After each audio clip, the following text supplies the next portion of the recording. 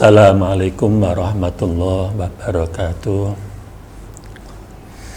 Gimana kabar anak-anak? Sehat-sehat ya?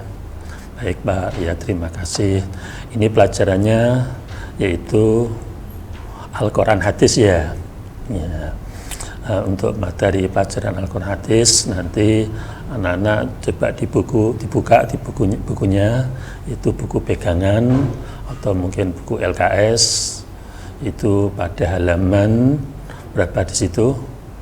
Kelas 8 ya. Ya, halaman 3.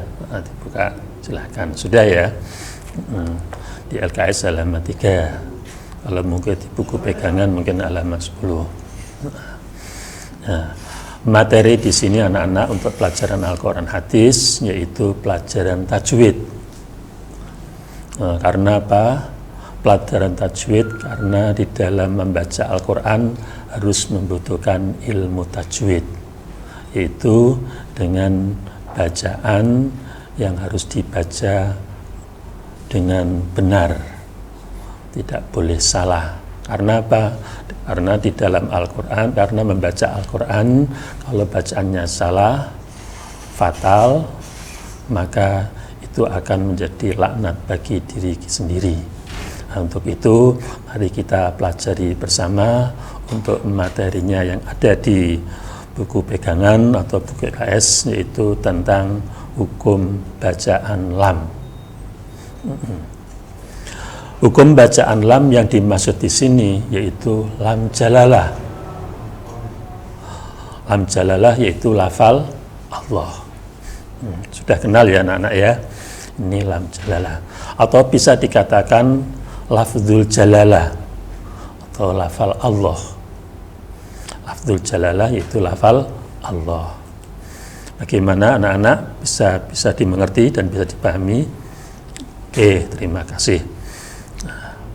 Sekarang anak-anak harus mengerti daripada pembagian daripada lafzul jalalah, yaitu lafal Allah.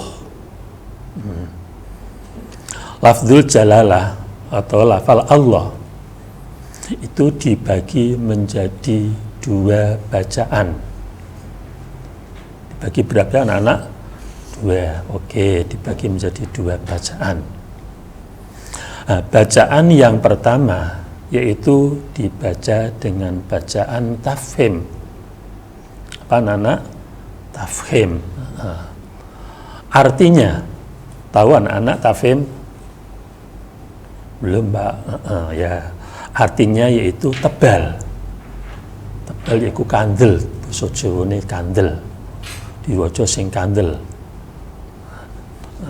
Bacaan tebal untuk lafzul jalalah yaitu harus didahului oleh harokat fathah. Coba anak-anak diulangi yuk. Bacaan tafhim lafzul jalalah didahului oleh harokat fathah. Apa anak-anak? Harokat fathah. Di mana bacaan lafzul jalalah dibaca tafhim sebelumnya didahului oleh harokat fathah? Contohnya yaitu qul huwallah. Qul huwallah. Allah ikilah yang disebut dengan bacaan tafhim. Wah. Upamanya dibaca qul huwallah, boleh enggak? Ya, tidak boleh, karena ini sudah aturan. Nah, dibaca tafhim. Tidak boleh huwallah. Harus huwallah. Huwallah. Upamanya dibaca begini bagaimana Pak? Upamanya ya, qul huwallah. Boleh enggak? Tidak boleh. Karena apa? Wawunya ini bukan wawu tafhim, tapi ini wawunya wawu tarkik. Huwallah. Tapi biasanya di bacaan tahlil itu biasanya kan sering dibaca dengan bacaan qul huwallahu ahad. Qul huwallah. Itu tidak benar. Yang sebenarnya yaitu qul huwallah. Ini perlu diingat-ingat anak-anak, karena ini sudah biasa di bacaan bacaan-bacaan tahlil yang di mana-mana suaranya wawu menjadi wo, tidak boleh. Makanya di sini diingatkan dengan bacaan lafzul jalalah. Jadi yang dibaca tafhim yaitu Allahnya, bukan wawune. Paham anak-anak ya? Nah, inilah yang pertama, yaitu tafhim lafzul jalalah didahului oleh harokat fathah. Untuk selanjutnya juga dibaca tafhim lafzul jalalah, yaitu lafzul jalalah yang didahului oleh harokat dhammah. Apa anak-anak masih ingat? Itu lafzul jalalah, lafal Allah didahului oleh harokat dhammah. Anak-anak. Contohnya, idza jaa nasrullah. Nasrullah. Tidak boleh nasrullah. Harus dibaca nasrullah. Nasrullah. Nah, bisa dipahami anak-anak? Nah, saya ulangi lagi agar bisa nanti biar ingat. Untuk bacaan tafhim itu ada dua, yaitu didahului fathah dan didahului dhammah. Tadi didahului fathah huwallah, didahului dhammah nasrullah. Paham ya? Itu yang lafzul jalalah dibaca tafhim, itu dibaca tebal. Ada lafzul jalalah yang dibaca tarkik, itu yang nomor 2, pembagian lafzul jalalah yang dibaca tarkik. Tahu anak-anak arti tarkik? Yaitu artinya tipis. Jadi bacaannya dibaca tipis. Di mana bacaan tarkik dibaca lafzul jalalah dibaca tipis, perlu diingat-ingat ini penjelasannya, yaitu lafzul jalalah didahului oleh harokat kasroh.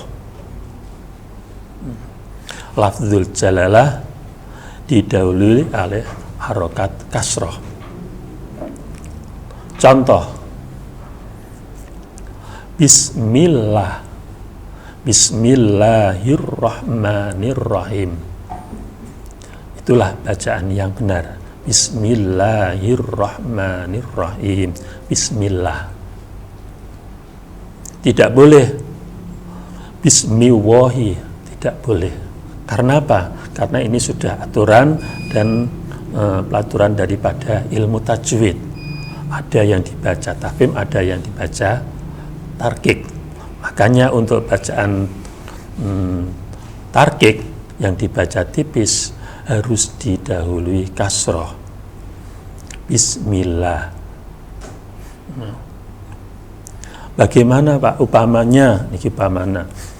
Bismillahi diganti bismillahi karena ini sudah tahun 2020.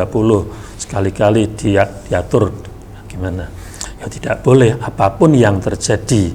Tidak ada perubahan mulai tahun awal nanti tahun akhir hari kiamat, tetap bacaan tarkik, kita tetap bacaan tarkik, tidak bisa berubah. Kalau undang-undang 45 bisa berubah-berubah, tapi kalau aturan tajwid tetap patok bangkrong, tidak boleh dirubah-rubah. Ini sudah aturan. Karena pelajaran ilmu tajwid itu sesuai dengan kaidah yang mana Rasulullah telah diberikan ilmu pelajaran tajwid ini melalui langsung malaikat Jibril, yaitu membaca Iqra bismi rabbikal ladzi khalaq sampai diulang-ulang 3 kali.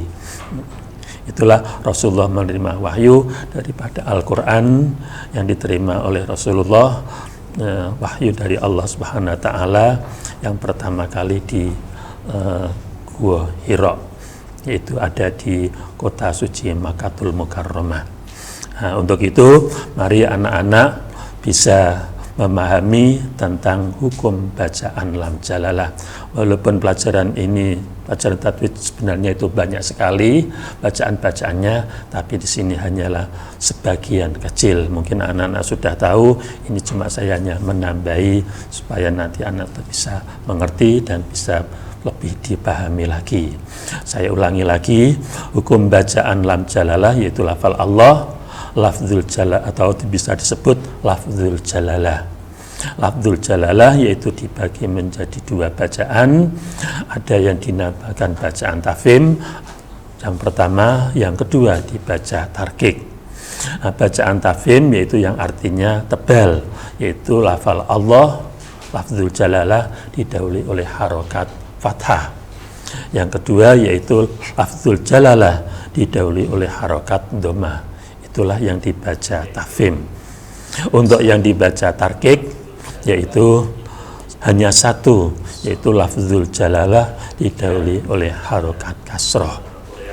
Nah, demikian supaya uraian kami tentang pelajaran Al-Quran hadis, materinya itu tentang ilmu tajwid, yaitu tentang lafzul jalalah, lafal Allah. Semoga anak-anak nanti bisa dimengerti, bisa dipahami, dan bisa sukses. Nanti ada beberapa soal yang nanti akan saya persiapkan untuk anak-anak yang di dalam rumah. Semoga nanti bisa sukses dan bisa menjadi ilmu yang bermanfaat. Sekian, kurang lebihnya mohon maaf. Assalamualaikum warahmatullahi wabarakatuh.